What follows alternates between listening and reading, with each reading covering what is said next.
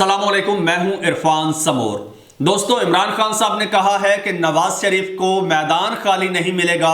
हमारा एक रेलू कट्टा उम्मीदवार भी बच गया तो वो नवाज शरीफ की नून लीग को तांगा पार्टी साबित कर देगा। दोस्तों, जजेस ने एक बहुत बड़ा झटका दे दिया है और पीटीआई के जितने भी उम्मीदवारों के कागजात नामजदगी मुस्तरद हुए थे उनकी दोबारा मंजूरी के हवाले से मेरे पास बड़ी खबर है, वो आज आपके साथ शेयर करूंगा। साथ में आपको आज मैं ये भी बताऊंगा कि चीफ इलेक्शन कमिश्नर के इस्तीफे के हवाले से जो खबर है वो भी आपके साथ शेयर करनी है। और इन सब खबरों से बढ़ के खबर जो है वो 8 फरवरी को इलेक्शन की मनसूखी के हवाले से खबर है।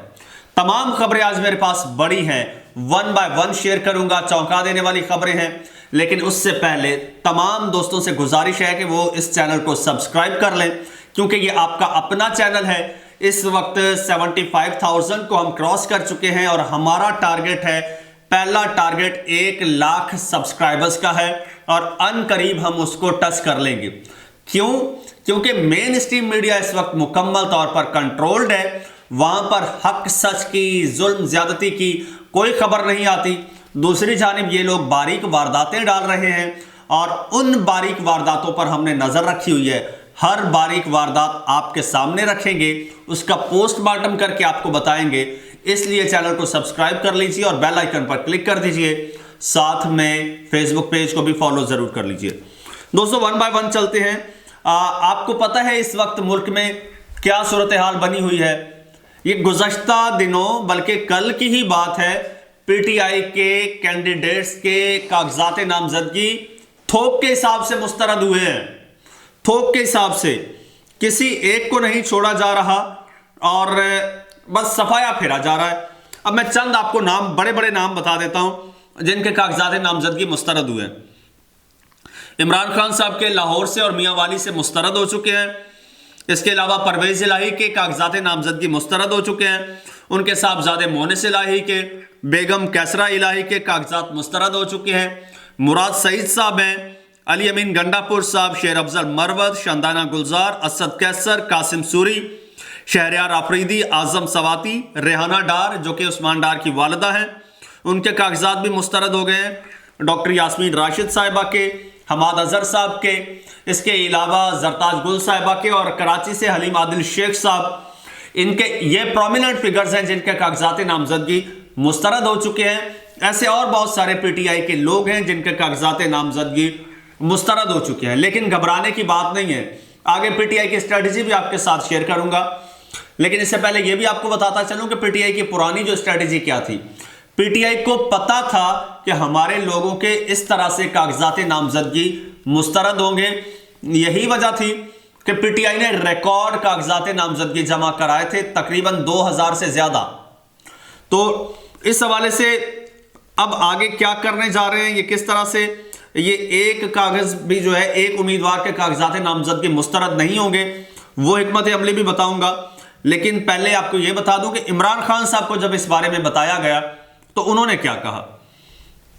खान साहब को बताया गया कि खान साहब, इनका प्लान है कि पीटीआई के तकरीबन 1000 लोगों के जो कागजात नामजदगी है वो मुस्तरद किए जाएं, ये इनकी पहली चॉइस है। ठीक है, तो खान साहब ने इस पर क्या कहा।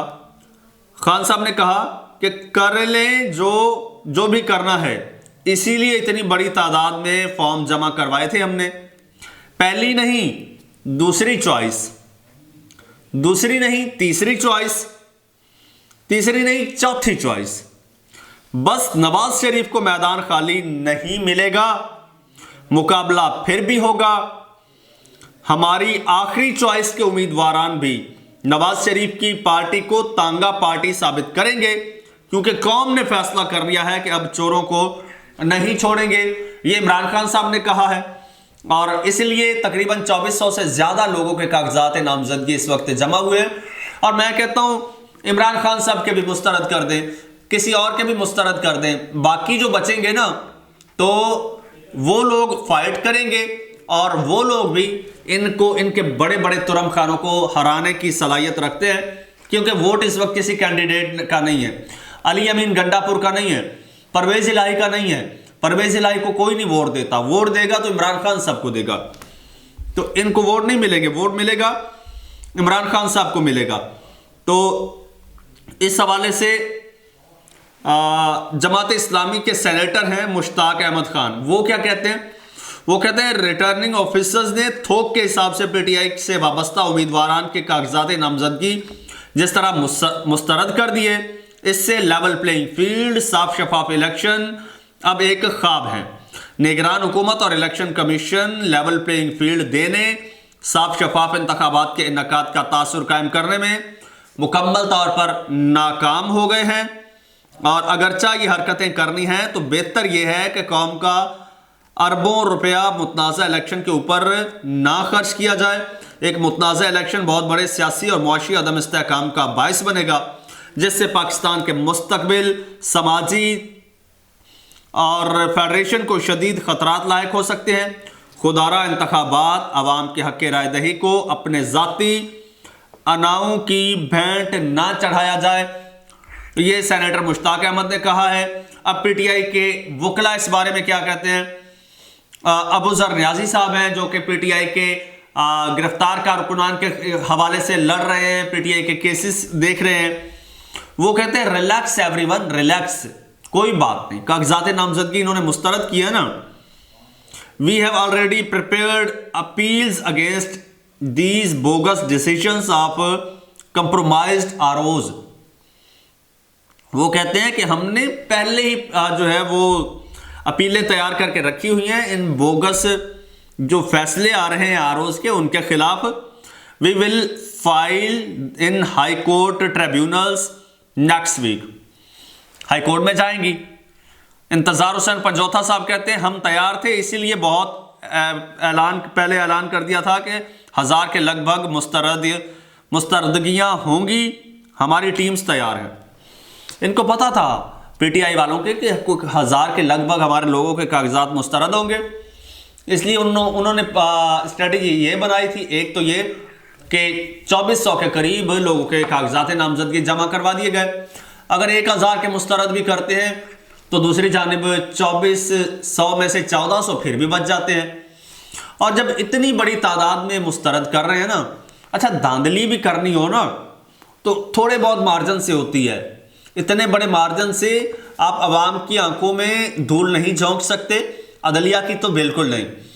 अदालतें अगर बायस्ड भी फैसला दें, बायस्ड, तो वो कम से कम इतना होता है कि वो हकीकत के करीब लगे। ऐसा नहीं है कि 1000 लोगों के कागजात मुस्तरद हो जाएं तो अदालतें ख्वाब खरगोश में रहे, ऐसा नहीं हो सकता। अब पीटीआई के लोग इलेक्शन कमीशन जा रहे हैं, इलेक्शन ट्रिब्यूनल में, बल्कि जा रहे हैं हाई कोर्ट के ट्रिब्यूनल में जा रहे हैं, वहां पर अपील फायर करेंगे। और जब इतनी तादाद में कागजात नामजदगी मुस्तरद हुए तो ये बदनीयती को साफ जाहिर करता है। तो बदनीयती पर मबनी जो फैसले हैं वो अदालतों में टिकते नहीं हैं। जिस तरह बल्ले पर शब खून मारा गया था, नहीं टिका था, अब बल्ला वापस करना पड़ा, पीटीआई को बल्ला वापस मिल गया। अब ये जो है इसी तरह से ये मुस्तरद जो हुए हैं कागजात नामजदगी ये भी बहाल हो जाएंगे। वैसे भी आजकल पीटीआई के लिए हवाएं पीटीआई की तरफ चल रही हैं, हवाओं का रुख इधर हो चुका है। पीटीआई को काफ़ी अब रिलीफ मिल रहा है अदालतों से। और इसे आप कोई कुछ भी नाम दे लें, मैं कोई नाम देने की पोजीशन में नहीं हूँ, आप कुछ भी नाम दे लें, क्या वजह हो सकती है, मौसम बदला है, हालात बदले हैं, जज्बात बदले हैं या कुछ भी बदला है, बहरहाल कुछ ना कुछ बदला ज़रूर है। तो ये कागजात बहाल हो जाएंगे। लेकिन एक दीवाने का ख्वाब मैं आपको यहाँ पर अगर ना सुनाऊँ तो वो ज़्यादती होगी। फिर इलेक्शन कमीशन के इस्तीफे और इलेक्शन मुलतवी होने के हवाले से भी खबर दूंगा। एक खातून है जी, खुद को साफ़ी क्लेम करती हैं, एक टीवी चैनल पर शो भी करती हैं। तो वो फरमाती हैं जी, पीटीआई के दीगर लोग कागजात नामजदगी बारे शायद ट्रिब्यूनल या अदालतों में रिलीफ हासिल करने में कामयाब हो भी जाएं, मगर इमरान खान ऐसा रिलीफ हासिल नहीं कर पाएंगे। खान का इलेक्शन में हिस्सा लेना दीवाने का ख्वाब ही रहेगा। इमरान खान ख़त्म शुद। ये दीवाने का ख्वाब है कि इमरान खान खत्म शुद्ध इलेक्शन में हिस्सा नहीं ले सकेगा। इसी दीवाने का ख्वाब तो शायद पूरा हो जाए, लेकिन इस दीवानी का ख्वाब पूरा नहीं होगा, जैसे पिछला नहीं हुआ था। इस दीवानी ने एक ट्वीट किया था और दीवानी ने कहा था कि इमरान खान साहब को साइफर केस में कम से कम 14 साल सजा तो होगी। यह दीवानी का ख्वाब था और दीवानी ने कहा था कि ज्यादा से ज्यादा जो सजा है वो उम्र कैद हो सकती है, लेकिन दीवानी का ख्वाब ये इस तरह से हकीकत में बदला कि वो साइफर उड़ा के रख दिया गया। अब भी दीवानी का ख्वाब पूरा नहीं होगा। और जहां तक इलेक्शन के मुलतवी होने की बात है, इस वक्त जनाब मैंने जैसे ही ट्विटर खोल के देखा तो बड़े बड़े साफियों ने ये लिखा था कि इलेक्शन जो है वो नहीं होंगे, इलेक्शन नहीं होंगे। और इसमें सिद्दीक जान जो 24 घंटे अदालतों में होते हैं और कैपिटल में बैठे हैं, उन्होंने ट्वीट किया हुआ था कि 8 फरवरी को इलेक्शन नहीं हो रहे। इसी तरह शाहिद रिंद हैं, 92 न्यूज़ पे शो करते हैं, उन्होंने भी ट्वीट किया हुआ था, खदशे का जाहिर किया। अब होने क्या जा रहा है, अब ये खबरें भी आ रही हैं कि जैसे ही पाकिस्तान को IMF से किस्त मिलेगी और उसके बाद इलेक्शन कमीशन जो है उसके कभी इम्कानात हैं कि वो मुस्ताफ़ी हो जाए, साथ ही उसके चंद जो उससे कम रैंक के ऑफिसर्स हैं 2-3 वो भी मुस्ताफ़ी हो जाए। तो जब ये पूरी ये अपर बॉडी जो इलेक्शन कमीशन की है ये मुस्ताफ़ी हो जाएगी तो इलेक्शन कराने वाला कोई नहीं होगा, एक बड़ा सॉलिड बहाना होगा और इसको बुनियाद बनाकर इलेक्शन मुलतवी कर दिए जाएंगे। क्योंकि जो प्लान है, निगरान गवर्नमेंट का प्लान बनाया गया था वो 2 साल का था। ये स्केड्यूल देना पड़ा मजबूरी में IMF की शर्त पर, लेकिन फिर PTI इस तरह से मुंह जोर हो गई, कंट्रोल से बाहर हो गई। ऐसे में इलेक्शन सूट नहीं करते, शायद ये बहाना लगा के इलेक्शन मुलतवी कर दिया जाए। जो भी अपडेट होगी आपके साथ शेयर करेंगे। अगले चंद घंटे इंतहाई अहम है, उस हवाले से भी अपडेट शेयर करेंगे। उसके लिए चैनल को सब्सक्राइब कर लीजिए, बेल आइकन पर क्लिक कर दीजिए और मुझे इजाज़त दीजिए। अल्लाह हाफिज़।